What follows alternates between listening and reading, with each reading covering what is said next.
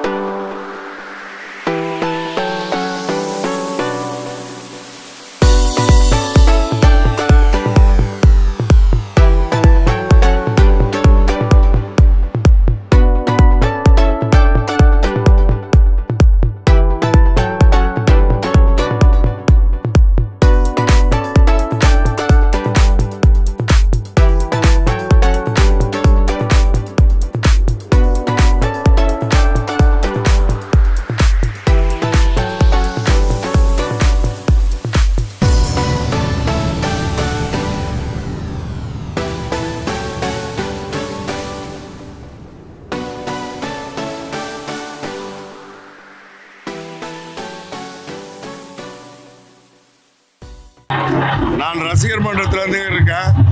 ரசிகர் மன்றம் முதல் அரசியல் கட்சி தொண்டன் வரை நல்லதம்பி கழக உயர்மட்ட குழு உறுப்பினர் எக்ஸ்எம்எல்ஏ. அதாவது இன்றைய தினம் ஏழை எளிய மக்களின் வறுமை ஒழிப்பு தினம். வறுமை ஒழிப்பு தினம் என்றாலே கேப்டனுடைய பிறந்த நாள். இது மக்களுக்கு சிறந்த நாள். அவர் வாழும்போதும் வள்ளலாக இருந்தார். இன்னைக்கு மறையும் போதும் வள்ளலா வாழ்ந்து மறைஞ்சிருக்காரு. உதாரணம் பார்த்தீங்கன்னா இந்த மக்கள் தான் கேப்டன் எப்படிப்பட்டவர், எந்த உள்ளம் படைத்தவர்னு. ஏன்னா அன்னைக்கு உயிரோடு இருக்கிறப்ப ஏற்றுக்கல. இன்னைக்கு ஒரு நல்ல தலைவரை இழந்து விட்டு நீ மக்கள் பண்ற பார்க்குறீங்க. ஆயினால் தெய்வத்திரு கேப்டன் மறைந்தாலும் எங்களோடு வாழ்ந்து கொண்டிருக்கிறார் என்றுதான் உதாரணம். நடந்த நன்னடை நேர்கொண்ட பார்வை எதற்கு அஞ்சாலும் என் தலைவன். எவனுக்கு அஞ்சது அடி பணிதில்லை. ஆண்டவனுக்கு தான் பயப்படுவேன் என் தலைவன். யாருக்கும் இல்லை என்றவர்களுக்கு சோறு போட்டு ஒரே தலைவன். எல்லா சமாதிக்கும் போகிறோம். நம்ம எங்கேயாச்சும் சாப்பாடு கிடைக்குமா? எங்கேயுமே கிடைக்காது. சோறு போகிற ஒரே தலைவன், சொன்னதை செய்ய ஒரே தலைவன். மக்கள் அவரை ஏமாற்றார். மக்கள் அவரை ஏமாற்றவே இல்லை. மக்கள் தான் அவரை ஏமாற்றாங்க. நான் காஞ்சி உலகம் மாவட்டம் அன்னைக்கு டி முருகேசனோடு இருந்தாலும் என் தலைவனுக்கு நிகர் எந்த தலைவனே கிடையாது.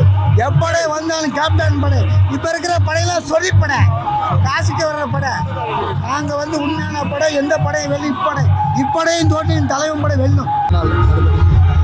அவர் பிறந்த நாள் அவர் இல்லைன்னா நாங்கள் நினைக்க மாட்டோம். ஏன்னா எப்போவுமே அவர் முகத்தை பார்த்துனால அவர் என்றைக்குமே வாழ்ந்து கொண்டு இருக்கிறாருன்னு தான் அர்த்தம். நாங்கள் அப்படி தான் வாழ்ந்துன்னு இருக்கிறோம். அவர் முகத்தை பார்த்துன்னு சொல்ல அவர் உயிரோடு தான் இருக்கிறாருன்னு நாங்கள் நினைக்கிறோம்.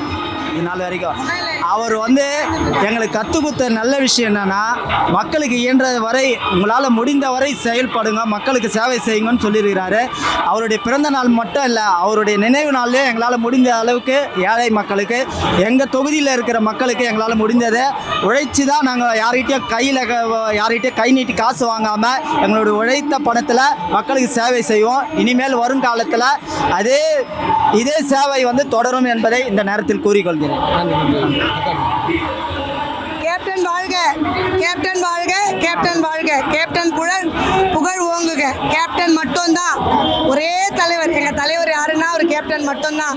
எங்கள் எல்லாரோட இதயத்தில், கட்சிக்காரங்கன்றதை தாண்டி பொதுமக்கள் இதயத்தில் இடம் பிடிச்ச ஒரே தலைவர் எங்கள் கருப்பு சிங்கம் அவர் மட்டும்தான். அது அவர் இன்னைக்கு அவர் பர்த்டே எங்களுக்கு எவ்வளோ சந்தோஷமாக இருக்குது தெரியுமா? அவர் இல்லைன்றது எங்களுக்கு ஒரு ஃபீலே இல்லை. ஏன்னா அவர் எங்ககிட்ட இருக்கார், எங்கள் இதயத்தில் இருக்கார். ஸோ அதை விட சந்தோஷம் எங்களுக்கு வேறு எதுவுமே பெருசாக இல்லை. அதனால் கேப்டன் என்றென்றைக்கும் எங்களுக்கு கேப்டன் அவர்களை அதிகமாக நேசிக்கிறேன். நான் தூத்துக்குடி மாவட்டம் கோவில்பட்டி, இப்போ எர்ணாகுளத்துலேருந்து கேப்டனை காண வந்துட்டு பயங்கர சந்தோஷத்தில் இருக்குது. நல்ல சந்தோஷம்.